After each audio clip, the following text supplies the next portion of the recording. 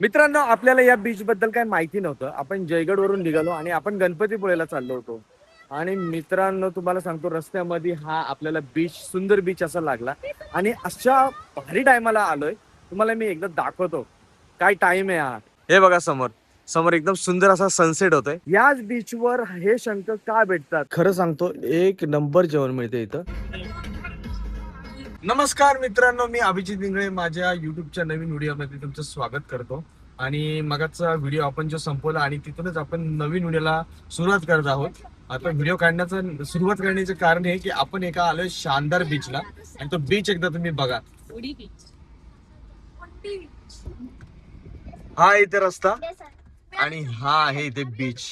आणि मित्रांनो, हा जो बीच आहे, हा जेव्हा आपण जयगड वरून गणपतीपुळेला ज्या रस्त्याने निघतो, त्या रस्त्याच्या मध्ये उंडी एक गाव आहे आणि त्या उंडी गावाच्या नावावर हा बीच बनलेला आहे. बघा बीच किती सुंदर आहे आणि बसायला सुद्धा खूप छान असं इथे केलेलं आहे. म्हणजे आपण इथे बसून सनसेटचा आनंद घेऊ शकतो. हे बघा सनसेट, आणि किती सुंदर असा सनसेट आपल्या डोळ्यासमोर आहे. तुम्ही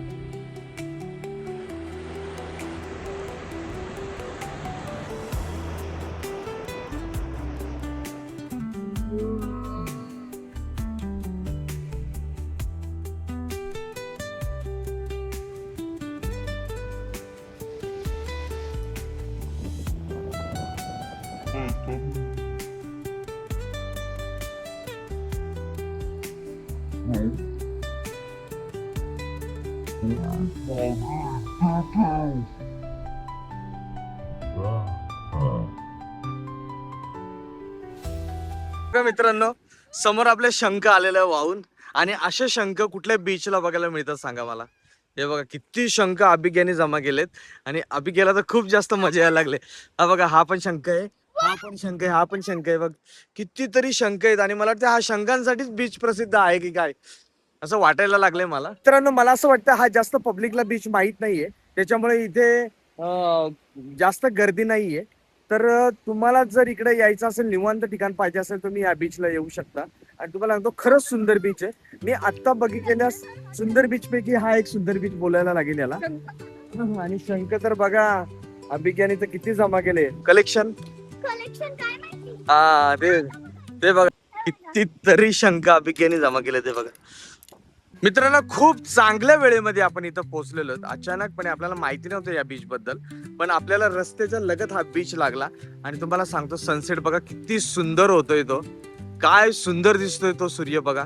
आणि त्याचा प्रकाश, त्याचे किरण बघा कशी पाण्यावर पडलेत आणि त्याचे कसे रिफ्लेक्शन येते. मला तर खूप मस्त वाटलंय हा बीच मित्रांनो. खरंच खूप सुंदर बीच आहे. या एकदा या बीचवर.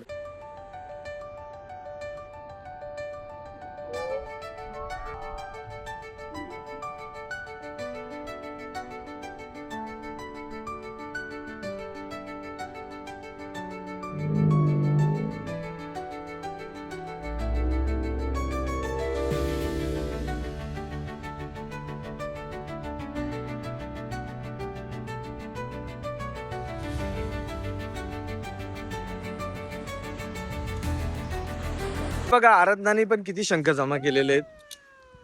एवढे सारे शंख हे सागरी लाटा घेऊन येतात की डायरेक्ट किनाऱ्यावर. आणि बघा अमंती पण काय करते. चला बघू, त्यांनी आता मस्त असा खेकडा काढलेला आहे. आपण पण बघू किती मोठा खेकडा आहे तो. हा बघा खेकडा. हो, त्याला काय बियर पाचतो काय?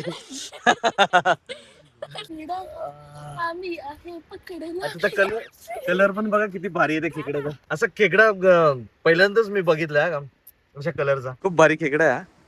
पण कलर तर एकदम भारी आहे त्याचा. चला मित्रांनो, फायनली याला सोडायचा टाइम आलेला आहे. आणि आता हा बघा समुद्रात कसा पळतो. सोड बर. हा बघा, गेला त्याच्या घरी. हा हे बघा, सोनियाने किती जमा करून आणले शंख. तुला मोतीला आणि अभिकेला मोतीवाला पण शंख भेटलाय. हे बघा, तिच्या डाव्या साईडला बघितलं तर खूप असे दगड आहेत. इकडे थोडेसे पायाला लागतात. पण निवांत जर बसायचं असेल तर आपण इथं येऊन या दगडांवर मस्त बसू शकतो. आणि बघा, ते दगड पण कशी लाल कलरची आहेत. हे बघा. आणि मला जरा इकडे जर समुद्र हा खोल वाटतोय. आणि पक्षी तर बघा किती उडतात समुद्रावर. त्या पक्ष्यांना मासे खाऊन सुद्धा कंटाळा आला असेल. मोठे मोठे जे मासे आहेत ना, ते अशा दगडांच्या लगतच सापडतात, कारण तिथे शेवाळ आलेला असतो आणि ते शेवाळ खायला येतात या साईडला सगळीकडं. मित्रांनो, आता आम्ही 2-3 दिवस एवढे बीच फिरतोय आणि हाच तो समुद्र आहे आणि फक्त किनारे वेगवेगळे आहेत, बीच वेगवेगळे आहेत. पण याच बीचवर हे शंख का भेटतात हे मला काही समजलं नाही, कारण आम्ही बऱ्याचशा बीचवर गेलो, तिथं असे शंख आम्हाला बघायला भेटलेच नाही. परंतु इथं का भेटतात हे मला तर काही समजलं नाही. जर तुम्हाला जर माहित असेल तर नक्की कमेंट करून सांगा. आणि माझा मित्र जितू तर बघा, हा नुसता खेकडे शोधण्याच्या मागे लागलाय. जेव्हापासून आम्ही बीचवर आलोय तेव्हापासून तो खेकडेच शोधतोय आणि त्या आरतला पाणी आणायला सांगतोय बॉटल मधून, आणि तो आरत पण पाणी त्याला नेऊन देतोय आणि तो त्या होलांमध्ये टाकून ते खेकड्यांना बाहेर काढतायत. आणि काढतात आणि परत सोडतात. काय चाललंय त्यांचं मगासपासून मला समजत येतो. बघा आरत कसा बॉटल घेऊन गेला पाणी टाकायला. आणि हे बघा समंदर के लुटेरे किती खजाना लुटलाय बघा. हा बघा एवढे शंख जमा केलेत आम्ही. दिसतंय का तुम्हाला? बघ किती जोरात पळतोय बघा तो खेकडा.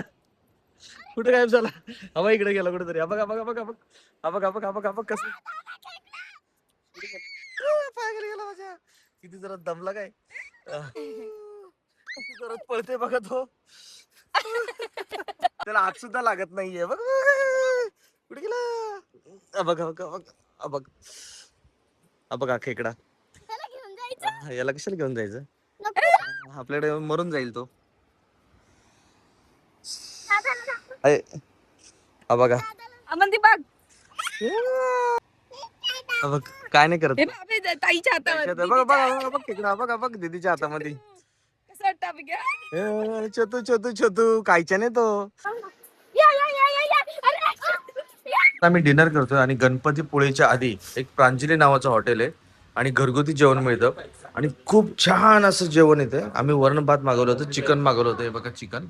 आणि इथं मच्छी थाळी पण मिळते, बांगडा थाळी पण मिळते. पण 4-5 दिवस आम्ही सगळं मच्छी थाळी खात असल्यामुळे मी आज चिकन मागवलं. पण तुम्हाला म्हणतो अप्रतिम जेवण आहे. असंच नाही की नॉनव्हेजच चांगलं आहे, इथं व्हेज. हे बटाट्याची भाजी आम्ही उसळ मागितली आणि खूप छान आणि छानच भाजी होती ती.